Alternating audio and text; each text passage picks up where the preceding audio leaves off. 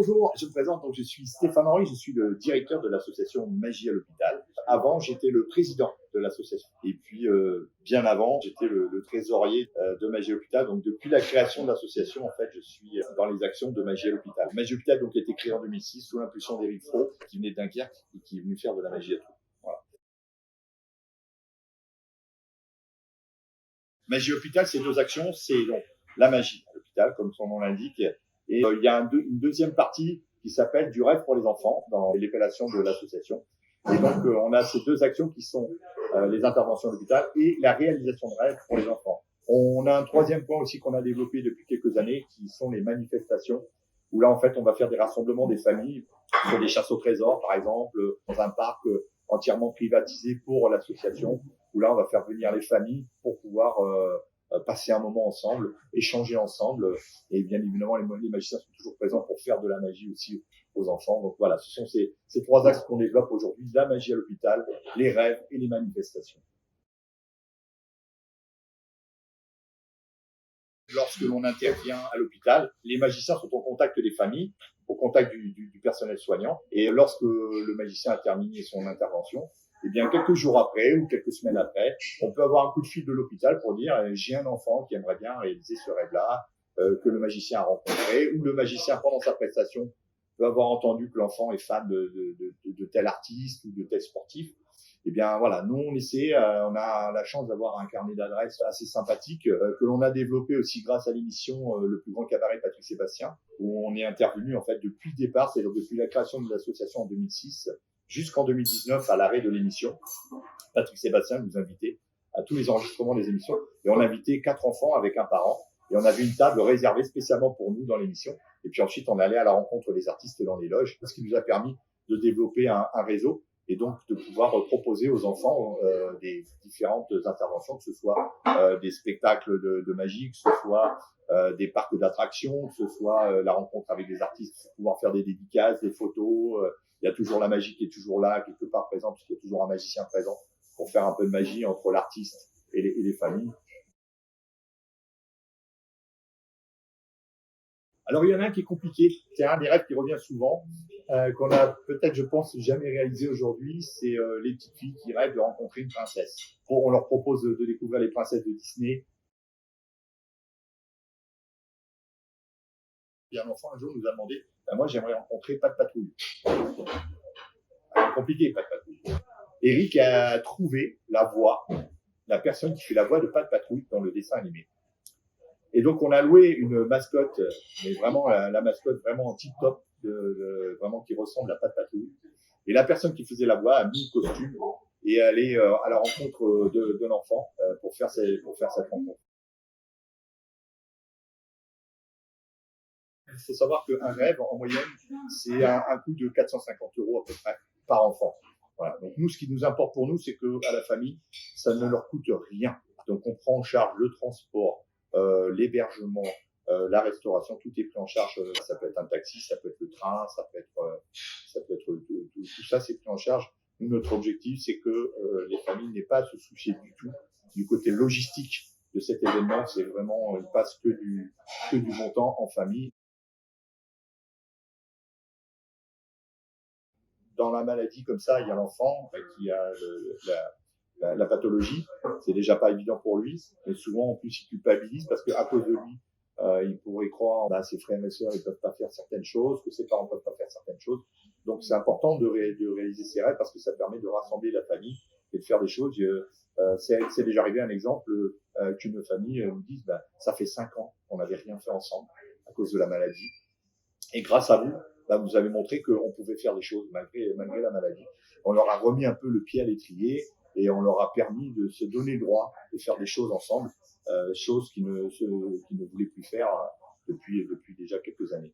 Donc voilà, c'est notre objectif, c'est ça, c'est vraiment de leur offrir cette bulle d'oxygène, cette parenthèse de soins, et qui leur permet comme ça de vivre autre chose que l'univers de l'hôpital et la maladie. Jusqu'en 2019, on réalisait un rêve tous les 2 jours. Évidemment, depuis la pandémie, ça s'est ralenti. Mais malgré tout, on a développé alors soit des rêves en rencontre en visio, quand c'était au plus dur de la crise, où on ne pouvait vraiment plus faire de rencontres du tout. Donc, pour les interventions des magiciens, dès début mars, on avait stoppé les interventions des magiciens, le temps de savoir ce qui se passait avec la pandémie. Lorsqu'il y a eu le confinement et toutes ces choses-là, sur 20 hôpitaux qu'on avait, il nous en restait plus que 5 qu'on pouvait encore intervenir. Ça nous a obligés, entre guillemets, à nous remettre en question aussi, à trouver des parades pour pouvoir faire de la magie autrement. Et donc, on a développé la magie en visioconférence. Donc, la magie en visioconférence, on avait acheté des ordinateurs qu'on avait laissés aux éducatrices. Les enfants, de leur côté, avaient la possibilité soit de voir des magiciens qui, de chez eux, leur proposaient de faire un tour de magie, ce qu'on appelle en close-up, hein, donc de la magie sur une table, ou bien alors de participer à des ateliers de magie. Donc, on proposait de faire ces ateliers de magie en envoyant des packages de tours de magie aux éducatrices. Elles réunissaient 5 ou 6 enfants, et puis chacun avait le package de tours de magie. Et avec le magicien, en visioconférence, on pouvait apprendre des tours de magie. Ça, c'est resté. Aujourd'hui, par exemple, à Dijon, il y a Anaël qui fait ce type de prestations régulièrement. On a, par exemple, en janvier 2021, on avait proposé le spectacle de notre parrain Éric Antoine en visio. On avait acheté 50 tablettes pour l'hôpital de Necker, 50 tablettes pour l'hôpital de Robert Debré, et puis également pour l'hôpital Clocheville. Et donc, les enfants se connectaient à une heure bien précise. Et le spectacle était entièrement dédié aux enfants de l'hôpital. Éric Antoine parlait avec les enfants directement en live dans le spectacle. Voilà, donc c'est des spectacles. On a fait aussi avec le spectacle de Caroline Marx, on a fait avec le spectacle de Mathieu Stetson également. Donc les enfants ont pu assister. Tout ça, c'était une découverte pour nous parce qu'on ne connaissait pas du tout. Donc on sait faire de la magie sur scène, on sait faire de la magie avec le public en face de nous ou les enfants dans les chambres, mais devant une caméra, c'est quelque chose qui n'était pas familier. Et donc il a fallu apprendre un petit peu tout ça. On a rédigé un protocole d'intervention dans les chambres, avec le fait de ne pas faire toucher les objets aux enfants, désinfection des mains à l'entrée, à la sortie, que tous les objets, moi j'ai ma valise qui est ici par exemple, tous les tours de magie sont dans des sacs plastiques et ils restent dans ma valise et ils ne sont jamais transportés ailleurs qu'à l'hôpital. C'est-à-dire que c'est vraiment des choses qui restent dédiées à l'hôpital. Et donc, ce qui permet de garantir un minimum de sécurité en termes de contamination. Voilà, donc il a fallu aussi que les magiciens s'adaptent à faire des tours à distance, à 2-3 mètres du lit, par exemple, ou à l'entrée de la porte de la chambre. Voilà, ne pas faire toucher les objets à l'enfant. Déjà, pour vous parler d'un gros projet qui va être renouvelé en 2022, c'est un projet qu'on a fait également en 2021 qui s'appelle 10 000 cadeaux pour 250 hôpitaux. Alors, c'est pas une paille parce que, en fait, on a acheté 10 000 cadeaux magiques même, pour préciser la chose.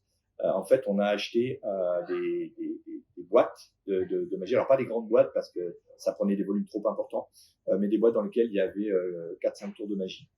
Et en fait, on a contacté 250 hôpitaux pédiatriques en France. En fait, en France, il y a 250 hôpitaux pédiatriques. Et on les a appelés un par un. On a fait appel à des bénévoles pour ça. Et on leur a demandé combien de lits ils avaient dans leur service. Et notre objectif, c'était d'offrir le nombre de cadeaux correspondant au nombre de lits. Et donc, on s'est retrouvé avec effectivement plus de 10 000 cadeaux, puisqu'en fait, on a dépassé les 13 000. C'était une première expérience pour nous. On avait fait... L'année d'avant, on avait offert des jouets dans les hôpitaux ou dans les 17 hôpitaux où on intervenait. Et là, on s'est dit, on va faire tous les hôpitaux. Tout de fou. Au début, on était parti sur 100. Et après, on s'est dit, ouais, parti comme on est parti là, allez, 250. Heureusement qu'on avait les bénévoles avec nous. Donc, les bénévoles magiciens, non magiciens, des entreprises aussi qui nous ont aidés. Parce que tout ça, ça a pris pratiquement 1 an pour faire ça. Et on a le plaisir de vous annoncer qu'en 2022, nous allons à nouveau réaliser cette opération. Pour vous donner un ordre d'idée, en chiffres, ça a représenté 27 000 euros d'achat de cadeaux magiques pour cette opération. Une grande chasse au trésor. Donc là, on va sur un site où il y a un château dans un grand parc privatisé. Et là, on invite les familles à venir et passer l'après-midi ensemble avec un goûter, avec les magiciens qui sont là, avec des énigmes, des choses comme ça. Et les enfants passent une après-midi ensemble et les familles passent une après-midi ensemble.